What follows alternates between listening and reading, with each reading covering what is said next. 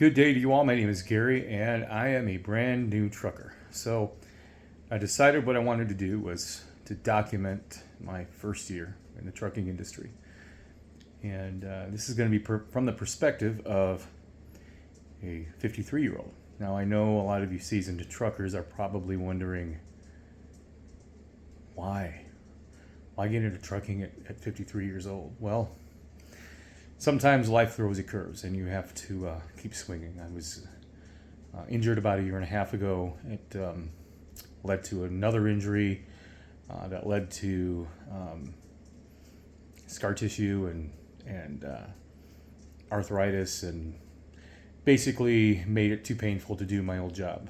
And so I thought to myself, well, now what? My short-term benefits were exhausted, and I had to come up with something. And so I did some research, and I had to come up with something that paid something similar to where I could support my previous lifestyle and child support, and it turned out to be truck driving. Made the most sense. So I went to truck driving school, and I graduated just in May. Like the third week of May. I'm just out of truck driving school. It's mid-July right now. And so if you're thinking about getting into truck driving and you're wondering, well, what's it like after you get out of truck driving school? And you might actually be wondering, well, what's truck driving school like? So let's start there. For the first week, it's just a lot of theory. It's watching PowerPoint presentations and reading a book and just going through a lot of information. The school I went to packed it all into 3 weeks. So I threw a lot of information at you. And then the second 2 weeks was just out on the range, learning the reverse offset, the reverse lane change, alley docking, straight line backing, and then it was preparing for the reverse offset for the actual state test. For state of Ohio, it's reverse offset, straight line backing, forward offset, and so that was relatively easy. Of course, you got to do your pre-trip. The pre-trip inspection is a lot easier than it used to be, but it's still difficult. But as long as you get the air brake portion of it right, the rest of it you should sail through. Those were long days, 10 hours a day for 3 weeks, and then it was time to find a job. And what's it like trying to find a job? Well, there are truck driving jobs everywhere.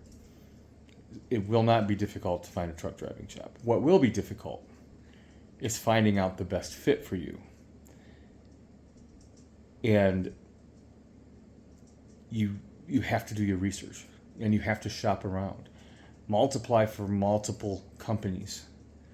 And yes, it does seem kind of like crappy when they decide to hire you. You accept the position, but then another one comes up that you like better.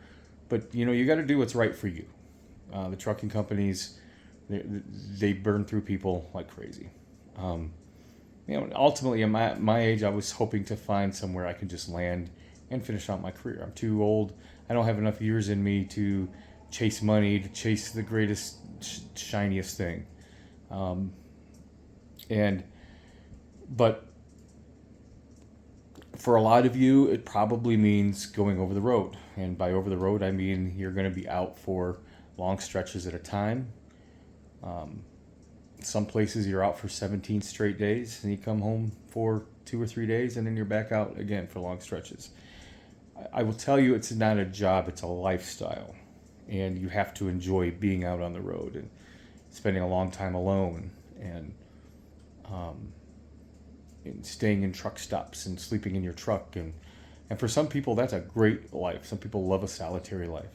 That is not me. But as I got into it, I still had the understanding that, well, you're going to have to pay your dues over the road for a year, so that you could get a local job if you want. Local jobs tend to not pay as well. Over the road tends to pay more just because you're driving a lot more miles. But you have to do a cost benefit analysis. Do you want more money and not have very much time to spend it? For some people, that's very attractive. I've heard of people just staying out on the road for months at a time and paying off their mortgages and setting themselves up. If you're young, man, that's a great idea. If you could tolerate that time alone and being out on the road for long stretches, man, that's a great opportunity. But what I did find out is it is possible to get a local job right out of school. You have to do a lot of looking, but what usually helps in that case is having a clean MVR or motor vehicle record and clean background.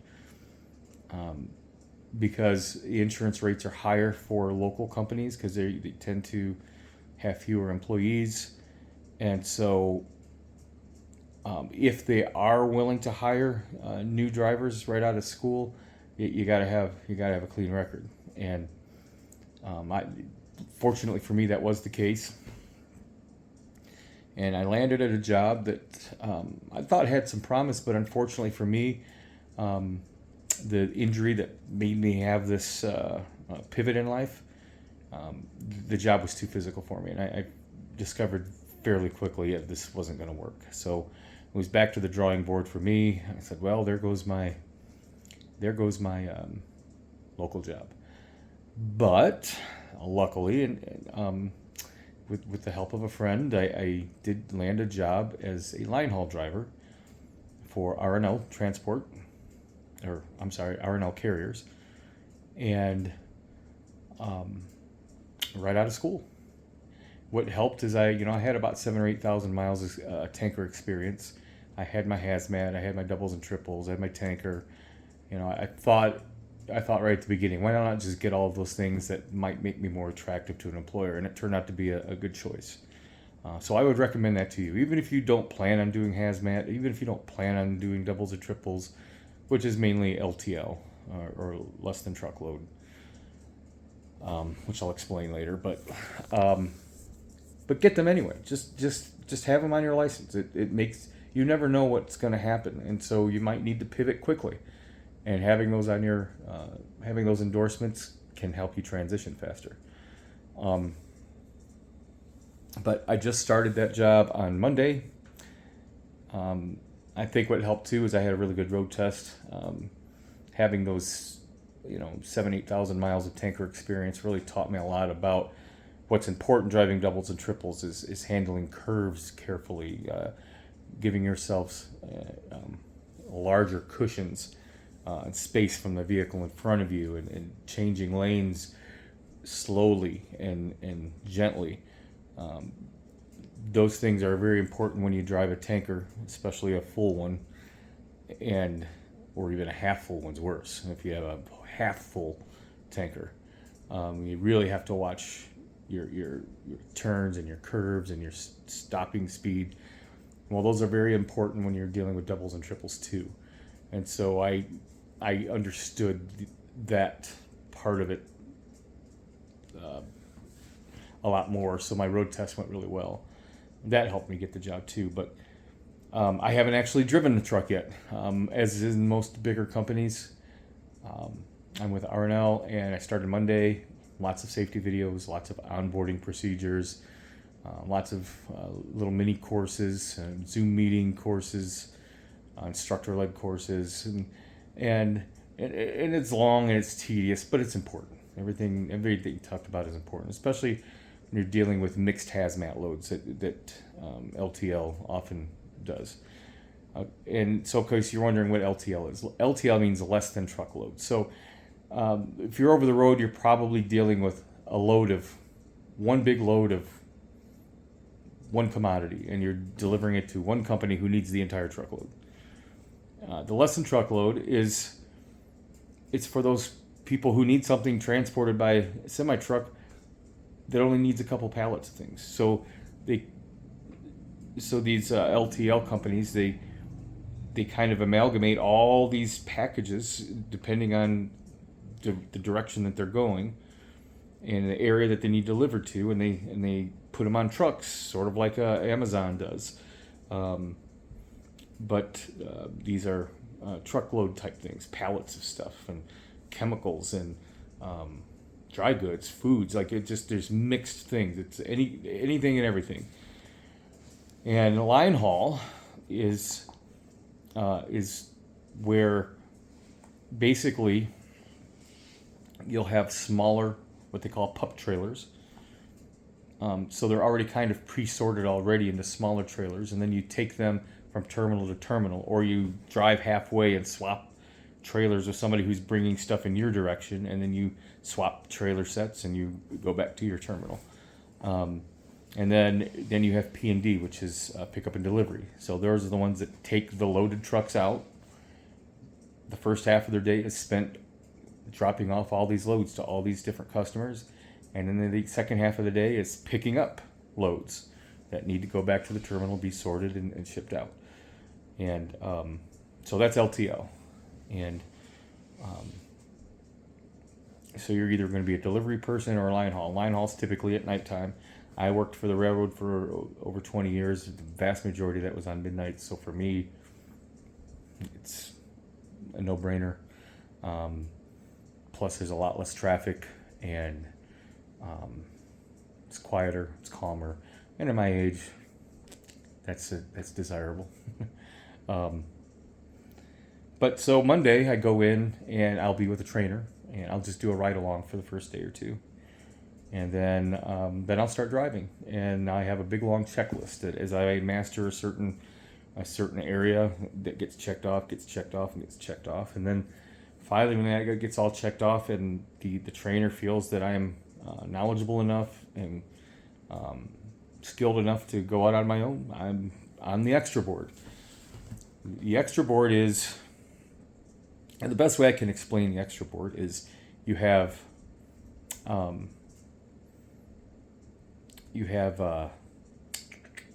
bid runs. So bid runs are this where you have consistent freight to a consistent customer who needs a relatively consistent amount. So you're running the same route day in, day out, day in, day out, day in, day out. Same road, same route. And that's good because it's predictable. You know what you're getting into. The extra board is for companies that and items that aren't very consistent all the time. They don't have, they have to build up a certain amount over time before they can put it on a truck and go, whatever the case is. So it's what's available that day on that run. That run might only have that run once a week. That run might be once a month. That run might be 3 times a week. Whatever the case is. So it's whatever's available that day. So as an extra board driver, you really don't know what your run's going to be until you go in. And usually they're the runs that the other ones don't really want to do. They're shorter runs, or they're in tighter places. So, you got to pay your dues. And once you get enough seniority, then you can eventually bid on a run that comes open. But some people really like staying on the extra board. They like the variety. They like the wondering what they're going to be doing that day. And it's just whatever your fit is. Now with R&L, you can bid into anything. You can bid into a team driver. You can bid into a system driver, which is like over the road. Team is usually over the road. Every once in a while, as a line hauler, you'll need to spend the night somewhere. Especially if you're running your clock out, you might have to, and you'll learn more about clock. We'll talk about that a different day. But so there isn't a lot of, in the trucking industry, there isn't a lot of loyalty anymore because it's so competitive. All these companies are finding different ways and different angles to attract drivers. And so drivers are going, ooh, I like that better. Grass is greener over there. Grass is greener over there. Grass is greener over there.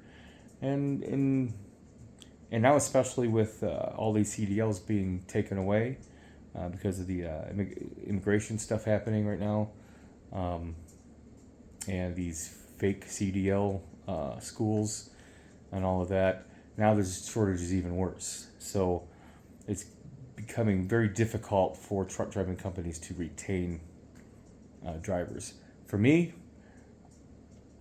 I know there's no perfect pie in the sky company out there. But I do believe that from what I've seen, researched, and just from my own experiences in the first week, R&L seems like it's a good fit for me, and so far I've been treated very well there, and we'll see what happens. I'll keep you updated. I'll let you know how my first night goes. Now with R&L, I can't record while I'm on duty. Can't record while I'm in the truck. Can't do any of those nifty little videos you saw there. But after my shift, I'll sit down and tell you how my day went and what I experienced and what you can expect if you are looking to do LTL or line haul. So thanks for listening. If you have any questions or comments, or you want me to address something in a future video, do me a favor. Give me a like, give me a subscription, and follow me from day one. And see what it's like. Peace out.